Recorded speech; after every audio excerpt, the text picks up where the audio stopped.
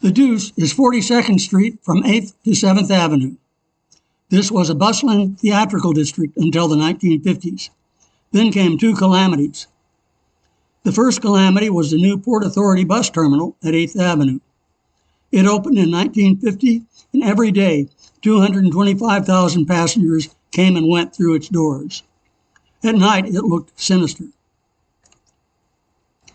The second calamity was television. You could have all the entertainment you wanted without leaving home, so people stayed home.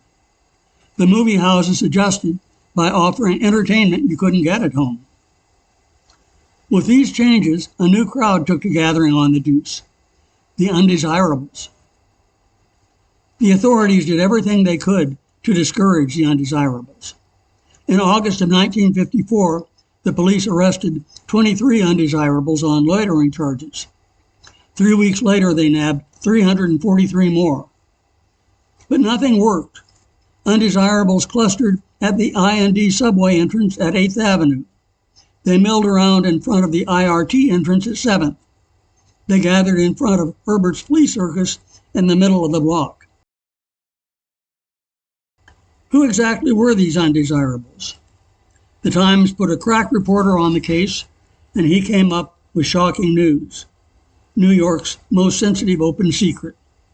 The city was home to the largest population of homosexuals in the world, and they were increasingly open about it. The undesirables stayed and expanded their territory north up 8th Avenue and Broadway and east over to 6th Avenue. An ad from the 70s will give you an idea of the new ecosystem. This clip tells the story of some of the establishments showcased in that ad. The enormous old theaters on 42nd Street showed straight porn, though not just for straight customers. However, on the avenues there were gay movies out and proud. The most famous was the Adonis. Its first location was 43rd and 8th, and it was the scene of the famous Jack Wrangler movie, A Night at the Adonis. Across the street was the Eros 1, with an all-male festival, and the Eros 2 showing lesbo call girls. The Eros 2 somehow never caught on with the lesbian community, and eventually the 1 and the 2 combined to become just the Eros. East of 7th Avenue was the 55th Street Playhouse, screening avant-garde porn like Andy Warhol's Lonesome Cowboys and Flesh, both with Joe D'Alessandro. If you wanted seclusion while watching your movie, there were peep shows with private booths. The booths didn't have to be absolutely private. There was room enough for two.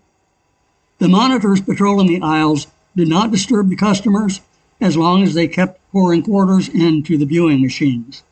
The rate was 25 cents for 3 minutes.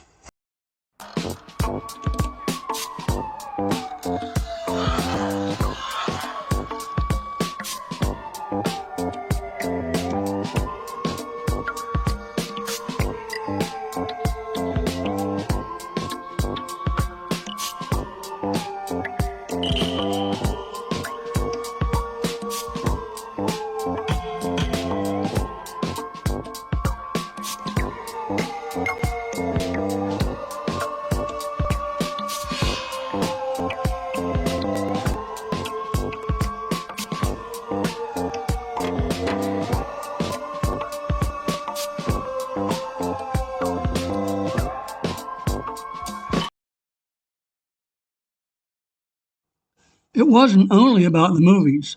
There was always something happening on the Deuce. For example, the Marlboro Man, 3-Card Monte, the Hare Krishnas, the Black Israelites, the Christians,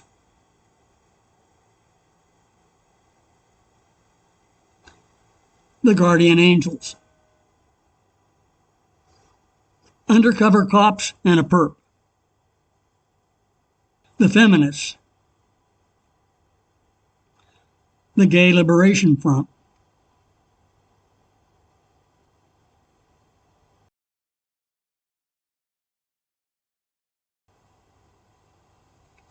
When Mayor Beam appealed to Washington for help, the answer was drop dead.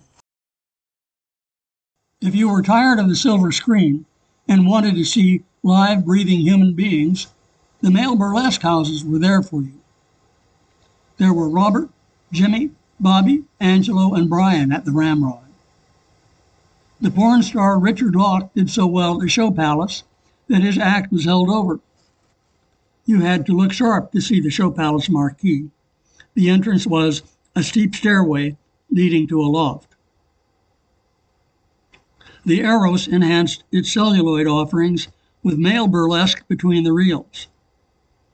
The most famous male burlesque theater was the Gaiety, with 6 dancers appearing 5 times a night, and on Fridays and Saturdays, a dozen dancers.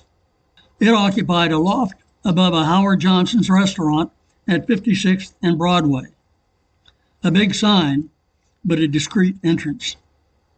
It was favored by the silver-haired set, a very well-behaved and attentive audience. Federico Santi immortalized it in a book, A Night at the Gaiety.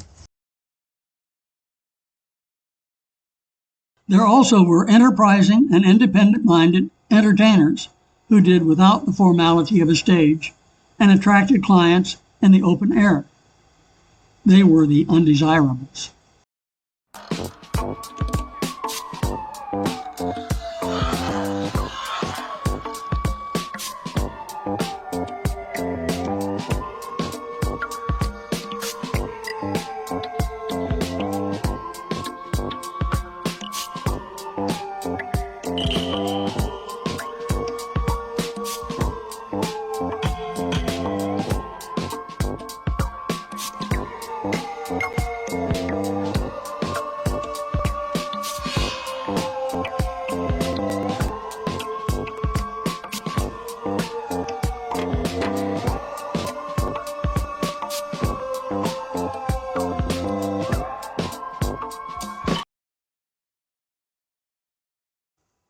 A popular place for socializing was Bryant Park at 42nd and 6th, behind the New York Public Library.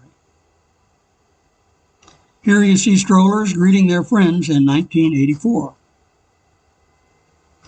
The park contains an impressive monument to its namesake, the poet William Cullen Bryant. Here a visitor rests on one of the monument's columns. Even in chilly weather, it was a place where visitors could strike up a conversation. By the 1990s, 42nd Street's wild days were numbered. The theaters along the Deuce all went dark, and the conceptual poet Jenny Holzer posted scolding messages on the marquees. Murder has its sexual side.